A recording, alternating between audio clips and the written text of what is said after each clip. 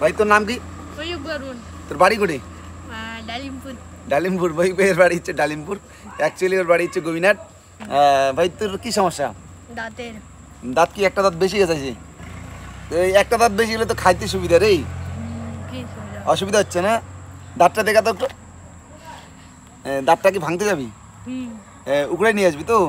ওই যে আগের দিন গেছে ডাক্তার বলছে দাঁতটা উকড়ে দিয়ে, ওই দিন ভয় পেয়েছে, তারপরে কি করছিস? কান্না করছিস? না করছিস, কান্না করছে। তো আজকে যে ডেট ফিক্স করছে, আজকে ফুল এনার্জি ফুল জোশ নিয়ে যাবে দাঁতটা ভাঙতে। ভাইয়ের দাঁতটা আমরা দেখাবো। এই যে এই দাঁতটা হচ্ছে বড়, এইটা বেরিয়ে গেছে।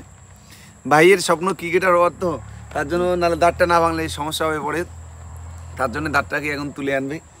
ভবিষ্যতে যাতে আমার বড় ক্রিকেটার হতে পারে আমার ভাই, ঠিক আছে? ফুল জোশ তো? আজকে আর কান্না করবি না তো? এই যে বন্ধুরা দেখতেই পাচ্ছেন, যখন দাঁতটা ভেঙে আসবে তখন আবারও দেখাবো দাঁতটা ভেঙে কেমন দেখা যায়, ঠিক আছে? তো বন্ধুরা দেখতেই পাচ্ছেন এই যে ময়ূক ভাইয়ের দাঁত ভাঙা হয়ে গেছে। এই যে দাঁতটা, এই দাঁতটা দেখা তো কোনখানে ভাঙছিস? এই যে এইখানে দাঁতটা ছিল, দাঁতটা ভাঙা হয়ে গেছে।